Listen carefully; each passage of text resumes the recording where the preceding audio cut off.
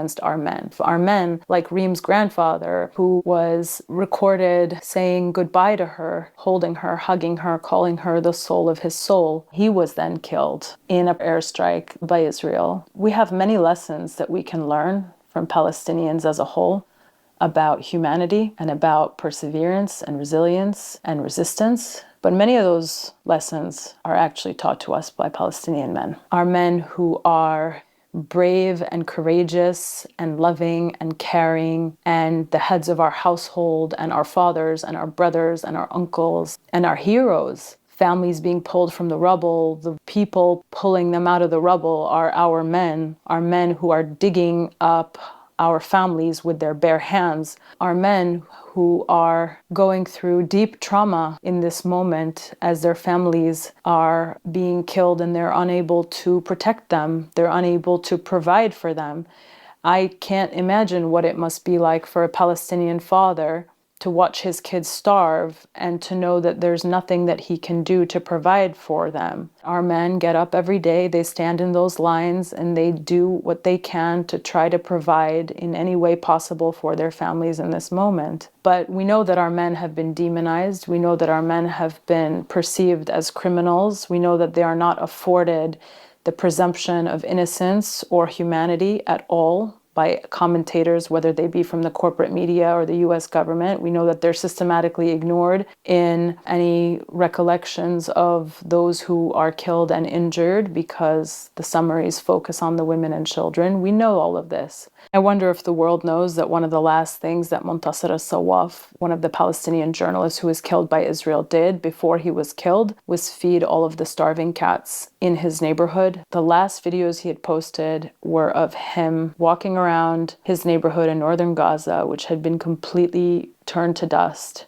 taking care of all the cats, providing for all of them just a little bit of food. He had managed to source cat food, and so he was walking around, and every cat that he saw, he would put down a little bit of kibble for and feed. It's a shame to think that somebody like Muntasir al-Sawaf, who spent this genocide in Gaza outrunning Israeli bombs, who was actually hit in a prior airstrike that had killed multiple members of his family. It's a shame to think that when he was then killed weeks later by another airstrike, that he would just be remembered as a number, as just one of the Palestinian journalists killed by Israel, and that people would not realize what his daily life was like in those weeks leading up to his killing.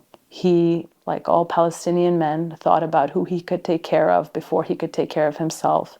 It's important for us to resist and reject these attempts to demonize our men, because our men are noble, they're dignified. People like my grandfather, I mean, when I think of my grandfather, my Sida was the most gentle man I have ever met. He would bring my grandmother every week a crate of oranges because that was her favorite fruit. And he did that when they were in Gaza, and he did that every year of his life after they were prevented from returning to Gaza. The oranges were important because Palestine was known for its oranges, and that reminded my grandmother of their land. And so he continued that tradition of bringing her oranges every week until he died when he was 87 years old. Whenever I went to go visit him, he would always make sure to buy all the snacks that I loved and to have a selection of every juice possible for me in case I wanted pineapple juice or orange juice or cranberry juice or guava juice. He had everything ready. That's a Palestinian man, always thinking about his family before himself. And when he passed away, everybody said the same thing. Your grandfather never thought about himself. He always thought about his family first. He never asked for anything for himself. He always thought about his family first. He never asked to have anything new. He always wanted to provide new things for his family. That's very much my grandfather, but it's also very much every Palestinian man. People need to know that and understand that about our men. لو حدا بسمعك اي حد شو الكلمه اللي بقلبك بدك تطلعها؟